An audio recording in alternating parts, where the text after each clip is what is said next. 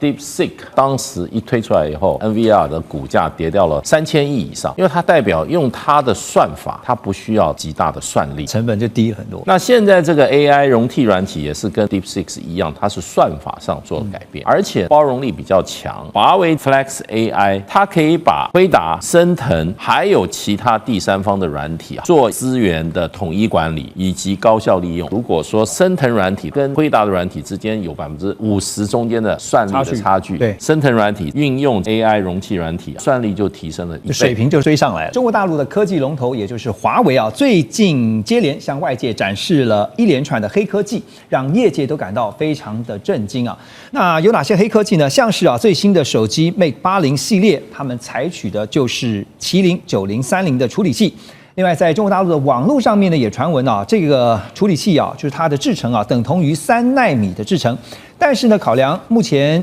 大陆在光科技技术上受到了限制所以一般外界推估说，大概可能是指向是中芯第2代用7奈米制程所做出来的最新晶片。而除了硬体之外呢，在软体方面呢，华为呢也在11月21号正式发表了 AI 容器软体，叫 Flex AI。AI 容器软体我们可以理解，它就是一个装着 AI 应用的智慧盒子可以方便快速部署这个 AI 的算力。而目前呢，业界在算力资源的平均利用率大概只有30%到40%。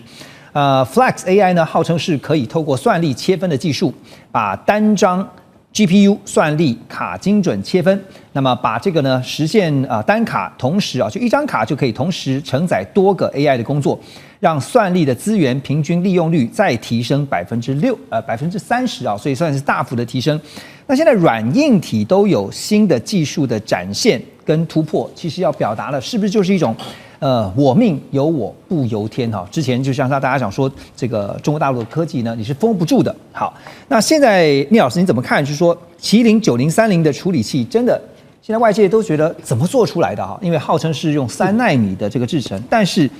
到底突破到什么样的程度？有很多东西中国所做的东西太神秘，你要我马上讲得很深，还真的非常难。即便我们被很多人认定我们在大陆的研究蛮多，不管从经济、从科技角度我们先讲一下，中国为了要推它的这个晶片用了多少心力？你想想看，2001年当时台湾的张如京有没有带着台湾的团队到了浦东去做了中芯半导体？对。也号称要打造国际晶片，打了20多年。请问这个2000到现在25年了，做了什么？还是不到成功。但是它有水位的提升。那中国它的整个变脸，是因为它后来赚足了全世界的外贸财嘛。外存从1兆、2兆、3兆、4兆，大家知道2006年1兆，2009年2兆，2011年3兆，2014年4兆，有钱人使鬼推磨，它开始扎了所谓的2014开始新上来的红色供应链2013到2014中的工业4.0。最重要，他们已经把眼睛开始雪亮去做科技的基金的研发的技术，单晶一期计划2014年，单晶一期计划2期计划2019年，3期计划23、24年。各位去看一下，他们有些没达标，因为没达标，一些高层就被下马，因为贪污官吏还是在里面。可他们真正上层，真正亦步亦趋的走这条路的时候，这个神秘就很可怕。你要知道，美国在矽谷的科技，它已经很多创新事业已经到了一定水位，可他们成长还是有比较慢。中国是突然在往上的，就跟他在2002年到2014年的经济成长一样。你知道这个很可怕，到所有的科技都突然出现。我先讲一下，他们的经济有所谓的5规划，大家都知道，以前叫5计划，从15到5规划，现在15规划。第二个，他们所有的科技，它更严峻的去规划未来。最重要一个文本就是《中国制造2025》，在2015年写的，它有10大领域的未来。第一个就是我们现在讲的所有的未来资讯科技 AI 5G， 它叫新一代讯息。我要讲的，它只讲2个话，叫做工业化、资讯化。那你讲说它到底有没有未来？我跟大家讲一下其实它已经传出好多次要3奈米下，但是都太难做到，一次又一次。我就举例这个麒麟好了，你讲这个麒麟这个9030，其实你记不记得在2年前，2023年而已，在 Nancy Pelosi 来台湾的2022年隔年，他们商务部长到了大陆去做了一件事，他要求带着这个使命说，要求中国不能再发展科技，你太快了，影响到我们国安。结果才一去，人家送他一个 Pro Max 多少60。他当场吓到，带回美国拆开，技术哪来的？开始用这个来封锁中国。为什么他还能拿到这些东西？有没有？去年 Mate 70，这个他配上 Mate 80，所以你告诉我有没有？我认为就是 yes 了啦。它3年晋升要快，很快了啦，就不断在突破，不但突破，而且突破到你会吓到。但是这个奈米智能的确是太可怕，因为我们中华民国台湾这个台积电是在1987年啊，张忠谋来的时候1988，我那时候是2年后才跟人家搞入台湾基础电路，但也好几10年才有今天。而且我们最主要台湾在扎半导体是在1980年代所种的重基，不是它在2014才开始。我们是有那么长的血缘历史，也有这么完整的产业供应链。整个园区的布局，多少学 computer science 的博士，那我们是那个年代读书，我同学学什么都读 computer science 都回来了。对，当然我以前是工学院的啦，我是土木工的工，我在热血搞 AI 是传统的 AI。我必须说明，中国的这些东西会不断的突破提升，让你吓到。还有我讲最后一个最重要的是，它的供应链结合也会帮你吓到，比如它的软体结合，包括它那个鸿蒙的操作，它跟那个鸿蒙的星河互联，去把它的所谓的鸿蒙的应用智能会做到。非常，我们讲说未来的算力还要很厉害，要高效、高速嘛，对不对？它的高速会越来越快，而且它的功耗呢会越来越小。对，我觉得它的厉害的地方还不是光它在突破这个地方，还是它其他产业供应链以及在所有在用电啊、功耗的地方的所有地方的加持。因此呢，我觉得中国的科技，我们真的是要拭目以待，它还会有什么样的突破？您提到软体哈，其实华为最新，刚刚我们特别提到说 AI 容器软体啊 ，Flex AI 啊，它能够。把算力的利用率再提升30%，等于是在提升算力翻倍的这样一个效果哈。当然，这个云端算力呢，现在是对标，就是辉达他们直接推出的是 Run AI， 现在呢，华为有 Flex AI 哈，那就是相互来 PK 一下。当然，这个 Flex AI 呢，希望能够努力的去追赶，甚至超越辉达。所以讲到了这个美中在云端算力的竞争上面，看起来其实不只是企业自己在不断努力去突破，不断努力去提升。还有整体国家的力量在支撑啊，中美都是如此嘛？对，因为事实上，这个现在在 AI 上面有2块，一个是硬体这一块啊，对，就是所谓的晶片，AI 晶片，那这个是算力啊，代表的算力。那当然，现在麒麟这个升腾9030，它的算力不断在提升，可是跟美国的这个 NVIDIA 的算力啊，还是有一段距离。那另外一个可以解决双方差距的，就是算法的问题，也就是这些不管是这种所谓的计算训练或者是推理的软体，像 DeepSeek， 它当时一推出来以后，我记得当时的这个 NVIDIA 的股价跌掉了3000万以上，3000亿以上，多当场市值。为什么？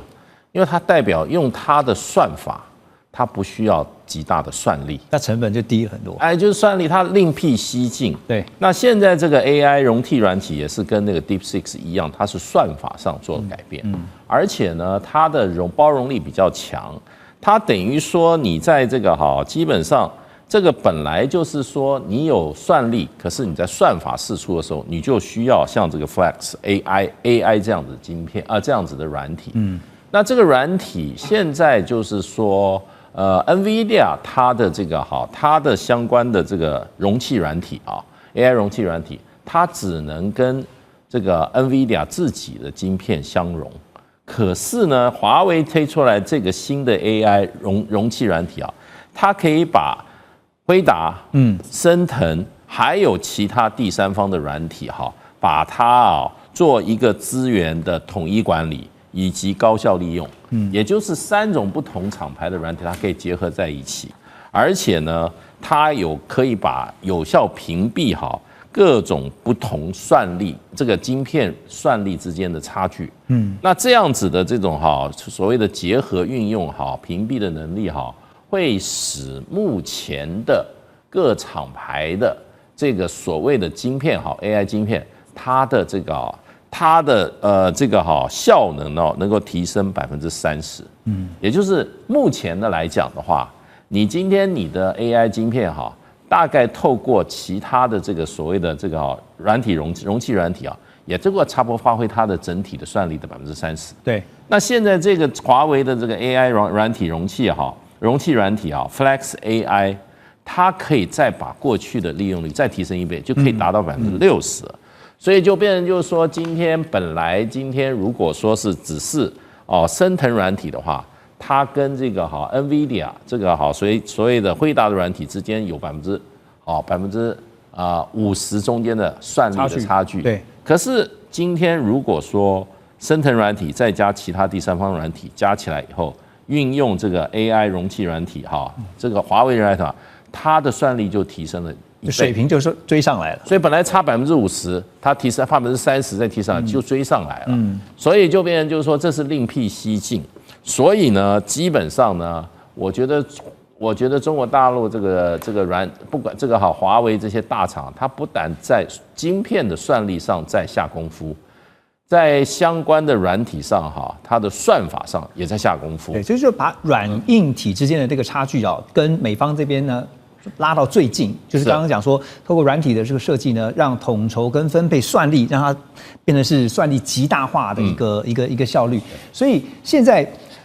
美方当然很担心的是科技力呢。被中国大陆追上所以呢，现在在美方这边呢，看到彭博11月22号有一个报道，说美国官员正在针对是否允许辉达向中国大陆出售 H200 AI 晶片展开这个初步的讨论。美国商务部也正在审查要不要变更禁止政策，但是强调说这个计划呢还是有可能会变来变去还是有一些调整。那辉达执行长黄仁勋之前就一直在游说川普政府，希望能够暂时暂缓这个限制措施。辉达也表示呢，现在的措施让公司被迫退出全球的最大半导体市场中国大陆。如果 H200 能够获准出口，就会是向大幅松绑美国为了阻止中国大陆的 AI 所设下的贸易限制。好，简单来讲，我要问的是 H200 有可能解禁吗？它要考虑解禁的考量会有哪些？其实H200就像刚刚这个谢老师所讲的其实是高阶算力算力的高阶，然后呢也是最新最强的一代然后它是这个全球呢这个在一个高端的 AI 公司呢所必须要的。是。那现在中国因为被管制是没有嘛所以呢，我想 H200呢是美国掌握全球 AI 算力的一个优势所以我们经常听到业界的讲一句话，就是说 AI 呢是这个H200呢是 AI 时代的一个基础这个建设的一个晶片我们知道基础建设最重要，没有这个算晶片，那就谈不上什么基础建设，就谈不到以后的工程跟建设所以人家说谁掌握了 H200呢，谁就掌握了 AI 能力那刚刚这个何龙你所提到的刚好是就美国有意要去解禁这个 H200那我倒觉得他现在要解禁，那可能有几个部分我们必须要去注意到的就是说最后的决策的细节，不是川普或是谁讲一句话就可以了，因为他有一个，既然 AI 或是科技是现在美国的要去遏制中国的重中之重，所以他必须要有最终的决策细节，还有附带的条件，还有国会的回应别忘记了国会其实有时候会撤走这一段，是因为既然是谁掌握了这个 H200，谁掌握了 AI 嘛，所以这个部分恐怕也是在国会是非常一个会交战的一个地方然后此外呢，是还有其他的一个技术的产品呢，会一个解禁的行动。如果光只有 H200，那这样可能是一个特例，而不是以后就是一个解禁的一连串不尽然对。那当然这个部分呢，是否能够代表它的要不要大幅解禁呢？我觉得有几个部分呢，可能还去观察的那第一个这个只是讲，但是官方呢还没有要承诺解禁那他只是说所有方有可能都会变动，还会变动。对啊，有可能变动。变动就是代表变数，所以我想说，我们也不用期待说一定判定会不会而且呢，再加上它是不是针对性的解禁而不是全面性的解除管制？那第三个呢，我觉得美国现在它要考虑的一个，尤其在 AI 它关键所在是国安、国家安全，还有技术领先跟供应链控制这三件事情如果一起考虑的话，我觉得 H200其实是很大的变数，因为要考虑国家安全要考虑技术领先考虑供应链的控制，所以我们从这上面去看的话，恐怕这一条解禁之路是非常的漫长，而且是不定数性很高的。而且说这个美国想卖中国大陆，就算最后达成协议要卖 H200，绝对不可能是卖最新的，就是比照美规的这个最新的，一定是降规版的可是就算要卖，那也得看中国大陆到时候让不让进有句话说牵一发动全身刚才特别提到了安氏半导体这个争议呢，原本以为已经落幕了，但还想不到的就是没完没了当然这也让欧盟考虑开辟另外一个新的战场，就是限制华为和中兴的电信设备使用。根据彭博的报道呢，消息人士指称，欧盟执委会的副主席希望把2020年关于停止在行动网络所使用高风险供应商的建议，要转化成为一个具有法律约束力的要求。同时呢，还规定了，如果不愿意配合的成员国，可能要面临所谓的侵权程序，还有财务罚则。另外，他们也要积极的劝说这些非欧盟的国家不要过度依赖中国大陆的供应商。如果这些国家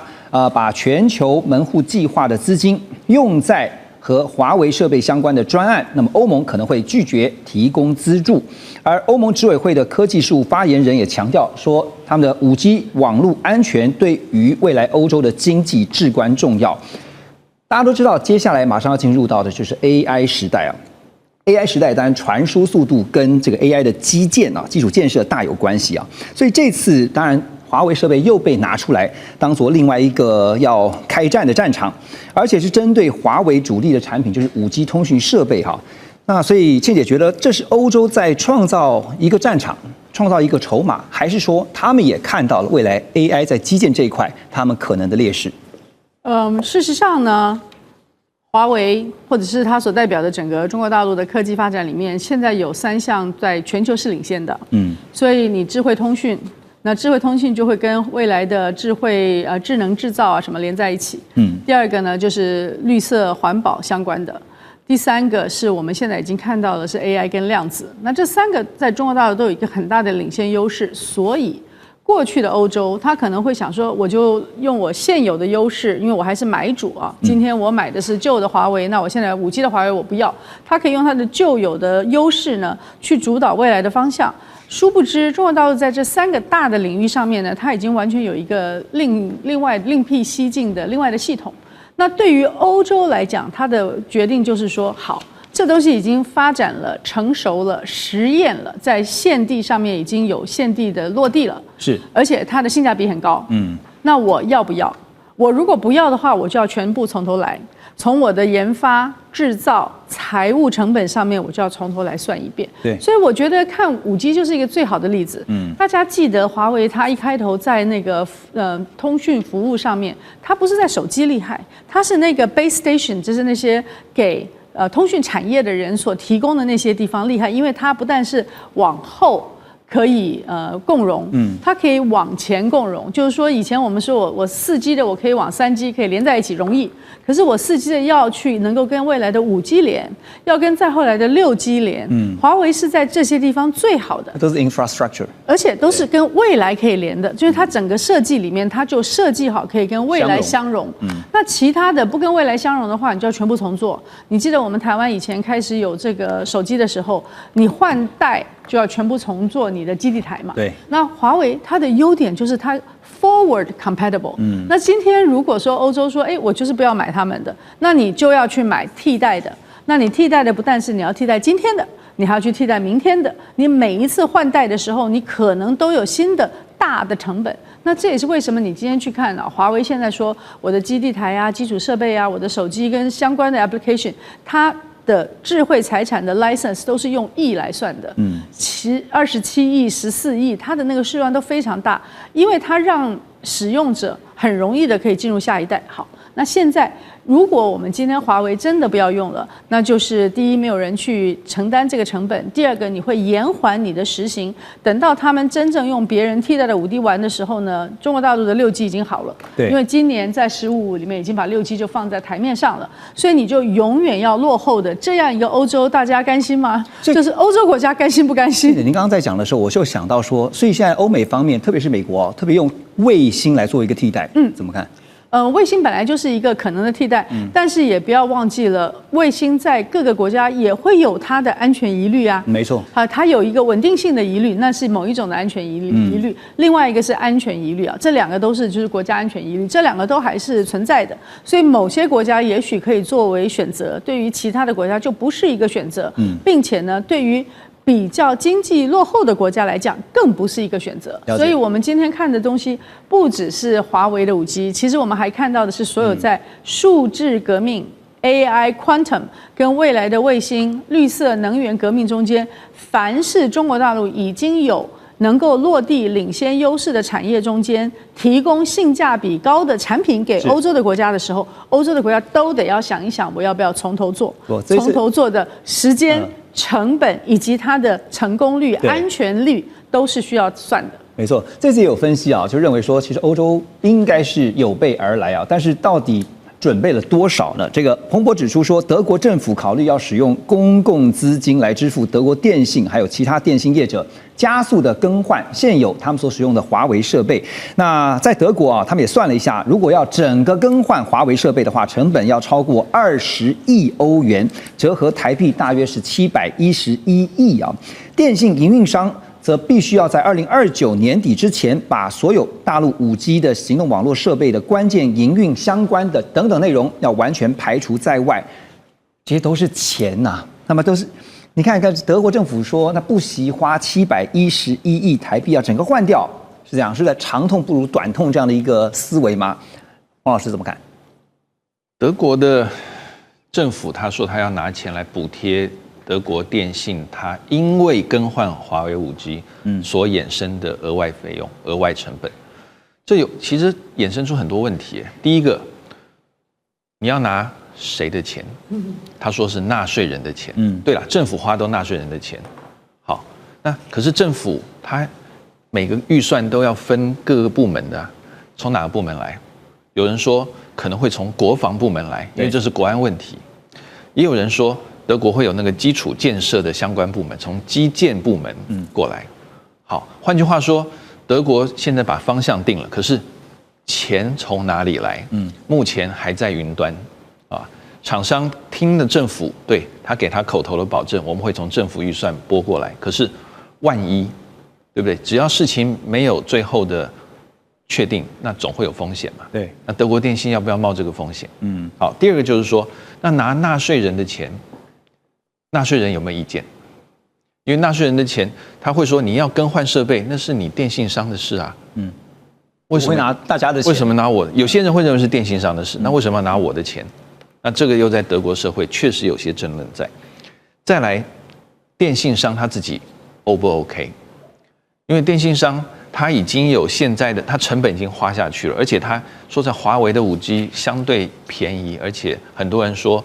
好用，我们没用过，对，可靠性也很好，所以电信商要换到新的系统不是不可以，像诺基亚的，可是万一它的稳定性不够怎么办？对，后面衍生的这些，不管是客户的这个抱怨，或者是成本的增加，德国政府不会再给你了，就那传输的品质啊，对，那就是你的。好，最后一个，还有就是那这些电信商的工会 O 不 OK？ 因为工会就觉得你老板就是在乱花钱嘛。钱应该分给我们当薪水的，结果你跑去更新那个已经有的设备，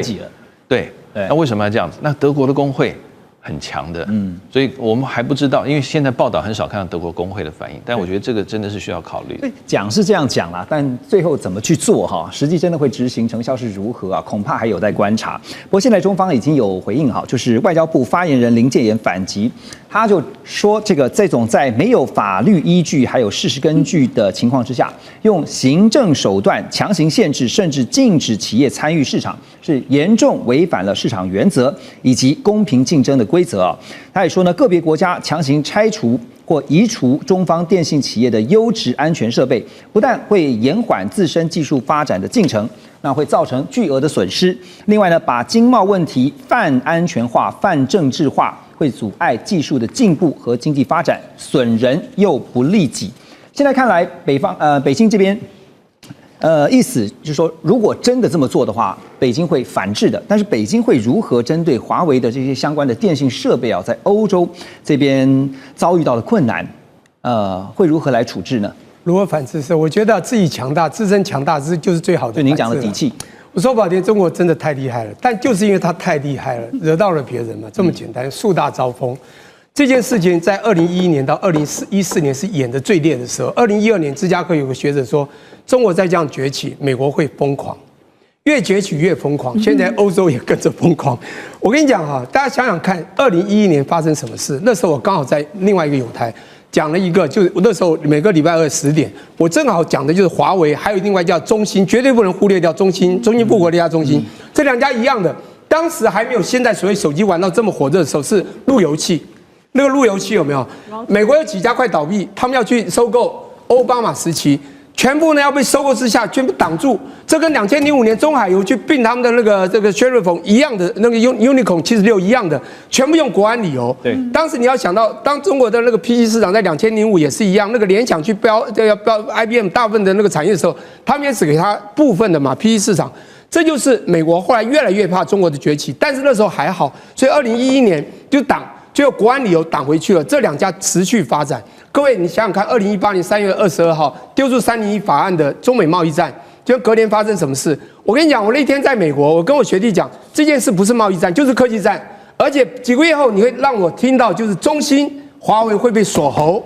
你看有没有发生？我跟你讲，我学弟可以证明非常清楚，因为那时候我讲得非常清楚。这样讲好了，你知道2019真的华为被当时是川普那个时候。那个脖子磕得很死，到2020年，拜登继续磕，甚至华为侵占山坡。各位，任正非2019讲了一些话，他说在2战的时候，一辆飞机啊，从头飞到底的时候被打了好多个这个千疮百孔，但他一样忍着飞到了目的地。任正非说，我们华为，我们有强大的实力，不管他们怎么打，我们一样飞到目的地。而国际友人，第一，我们成本低。第二，我们的品质好，这两个 P 嘛，和 Price Product， 还有一个很重要，当然 Quality 就是品质好，重要是我们的服务好。全球在的时候，已经全世界都签了这个5G、6G 的未来，刚刚讲的未来性的它的这个手机未来的服务。对，美国当然看不过去了嘛。我现在还在想，现在战机6代战机不是美国还没有真正实验，中国的这个沈飞、陈飞，你知道这36、J50都出现，以后不是手机是战斗机，美国都追不过，你知道吗？研发速度也正好是5、6代，就是5G、6G，它现在战机也是5代、6代，所以讲到研发速度，中国是这样子的。美国之前多强，看造船业多强，现在停滞，中国是一下超越好几百倍。所以我觉得美国现在会碰到一个很大的问题，欧盟也是一样，所以欧盟现在跟着也疯狂开始锁喉。我觉得他怎么锁得住呢？我这样讲自身强大最重要。所以我为什么讲2001到2014？因为那时候发生太多事件，除了这个所谓的路由器的事件之后，2012讲的话之后，2013红色供应链，2014最重要是他们2013。当时川还有那个李克强到了德国去参加找人去参加汉诺威会议啊，这是美基数年参加会议，隔年跟中德签的工业4.0。当年定了一个叫做 China Creation 2025，在2015年写完这个文本，里面弄了2步走：工业化、科技化，以及到最后的10大未来推展。第一个就是新一代讯息，注意新一代讯息；第二个才是航太航空哦。新一代讯息就是5G、6G。2014他已经看到未来，所以那个时候你说华为有没有国家support？一定多少有。也就是他们看到国家未来，你会发现他们的3步走叫15写的25、35、45。如果你去看了文本，25要做到真的全世界认定它制造强国，35要说它是世界美国才能跟它比的强国，2045是世界第1强国。对，它的第2个百年梦，中国的见证百年梦嘛，就要在2049年达成。这不是他当时讲的非常清楚啊。所以我觉得现在你说取而代之主权国家这个高一贤，我跟你讲，自己强大就有未来。所以当中国在2014年，我飞机每次去讲学到安徽啊，到上海去的时候，每次看到飞机场只有2个很大字叫 China Creation。我当时真的在安徽财大跟那个院长说，这个是什么意思？他说他们正在推所谓的科技未来。你看现在11年了，真的只有政策下放，甚至教育扎根呐。他们你知道我上礼拜去南京，他们的教育现在也是跨领域结合。我们财经系已经在大陆已经对岸落伍了，到第10几名。台湾还是前3名。老师这个分析其实让我想到，真可怕，像是我们在下棋一样哈，就是有一句话说呢，你的开棋的这个棋局哈，就是开棋的布局决定了最终的结局，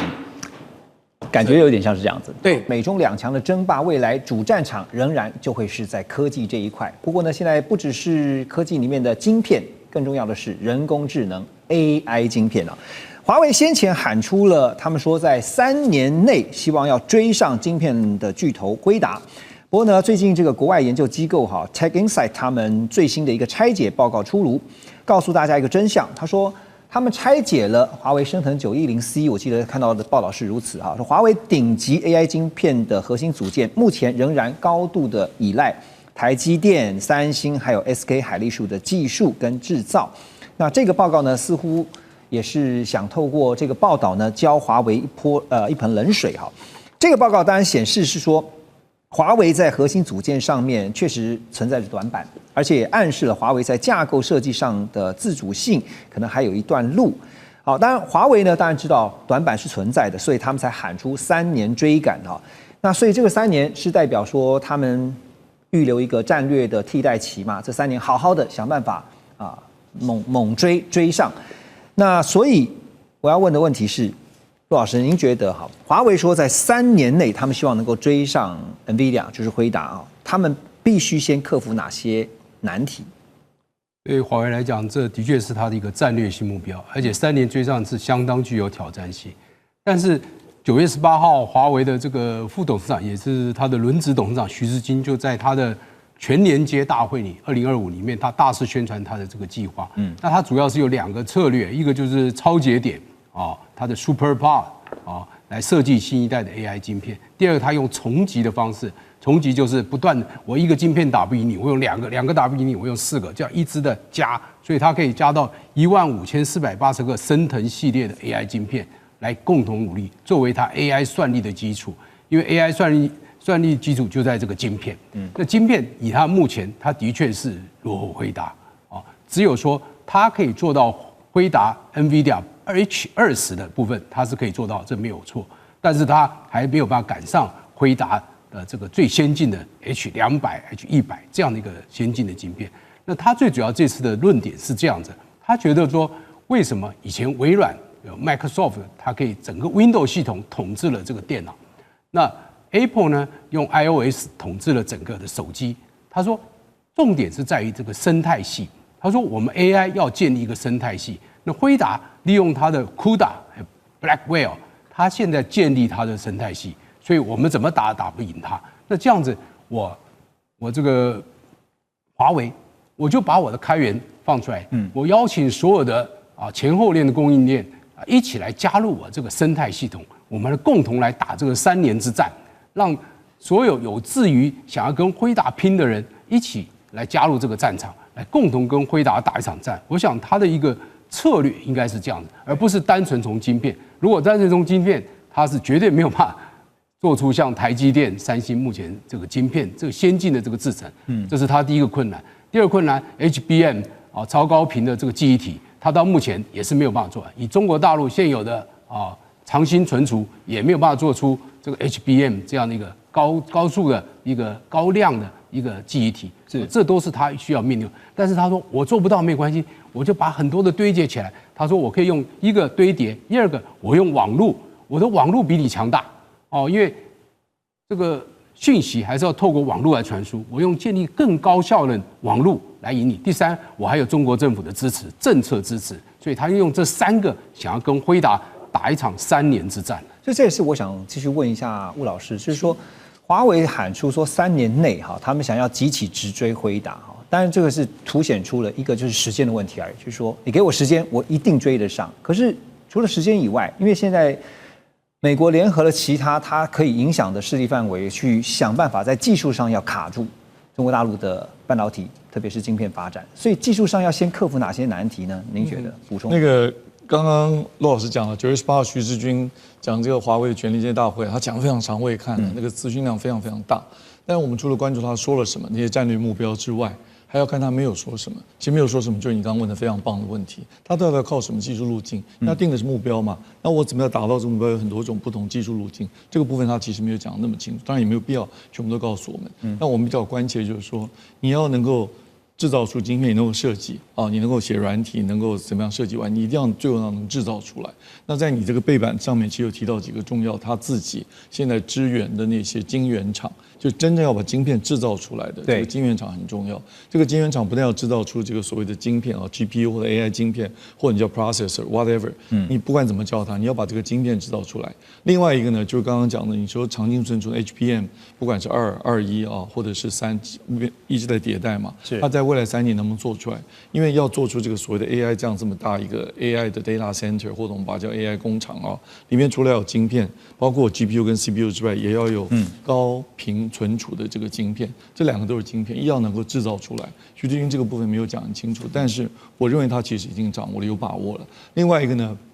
每一个这么大的 data center 中间有很多的机柜，有很多的这个刚刚讲重集啊，聚集起来之间要联系，这个联系这一点，那个华为蛮厉害，因为它用电跟光，就我们现在叫细光子或者细光的这种原理啊，能够在中间的传输这个速度跟频宽加得非常快，速度变得非常快，用的不是光电，还要用上光。那这个部分华为其实绝对不比 NVIDIA 差，所以它意思就是说我不是只跟你单独只比这一个晶片 processor， 也不是只管这个 memory 的晶片，还包括这个重集聚集到以后中间的联系，这是 communication 或者 interconnection， 这个很厉害啊。所以他把这些部分都能够有把握，他才可以讲3年之后我可以追上你。但他没有讲是我更关心，到底是哪些晶圆厂能帮他做呢？那这里面到底是不是已经有 DUV 呢 ？DUV 调试到什么程度，可以做到什么样的这个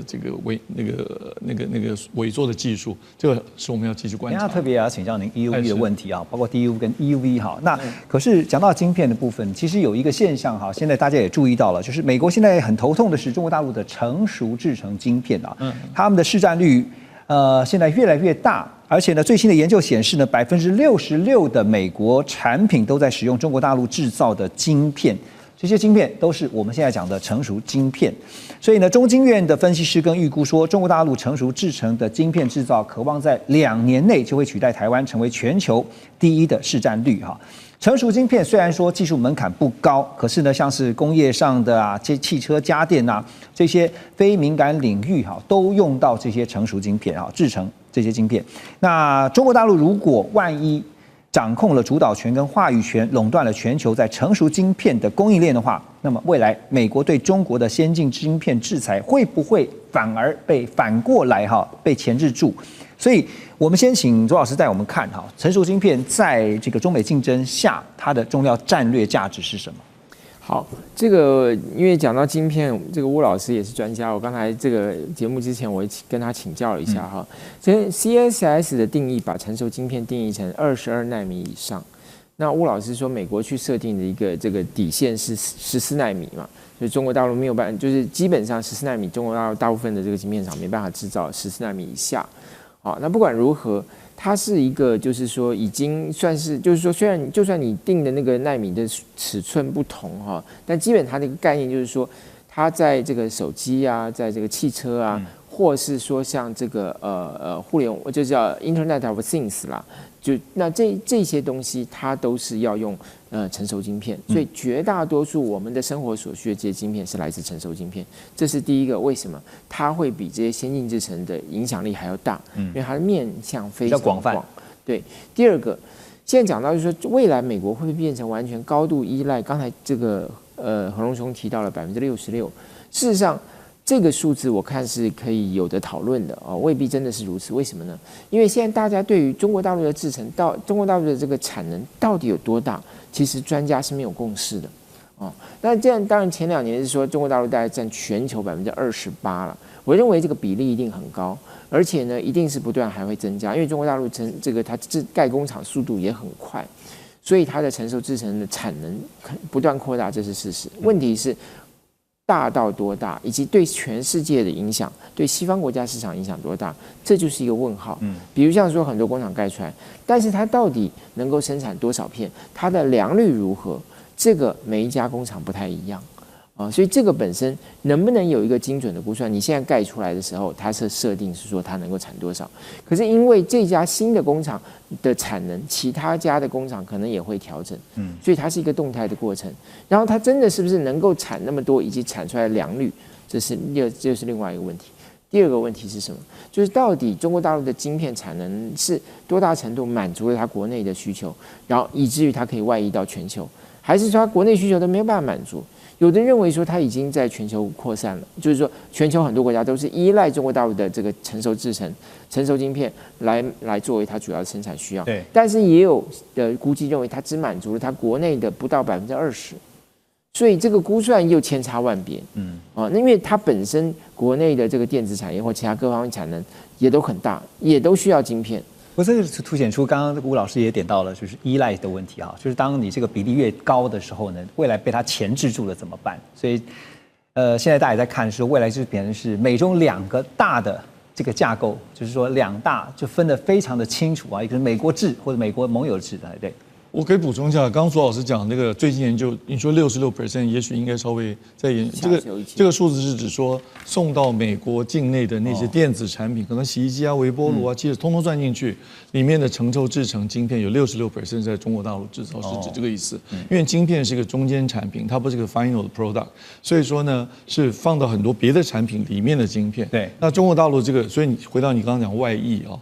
这个就是中国大陆制造全世界各种的 devices， 它放在里面的晶片，它当然会外溢到外面去，是透过这个途径，而不是直接它出口卖到别的国家，你再做这个产品。所以要看你从什么角度去分析这个数字呢？是吴老师，我继续请教你啊，因为刚刚我们讲到的是成熟晶片哈，现在高阶制造这一块哈，因为中国大陆现在被认为说有一个秘密武器，就是他们不断研发，因为他们现在这个。DUV 啊，跟 EUV， 特别是 EUV 被卡嘛，哎呀，所以呢，有一家公司叫宇亮生科技啊，是成立在2022年，在中国上海浦东新区的这家科技公司，他们最近推出了新款的 DUV 曝光机。那一传出来之后呢，这个虽然说好，它还没有说办法做到 EUV 啦，但是已经被认定说可以支撑到5奈米的制程哈。这对于中国大陆的半导体产业来讲哈，就是说晶片自主化这件事情，确实是一个很令人这个振奋的一个消息哈。是。那这时候也看到德国蔡司跳出来，他们就说呢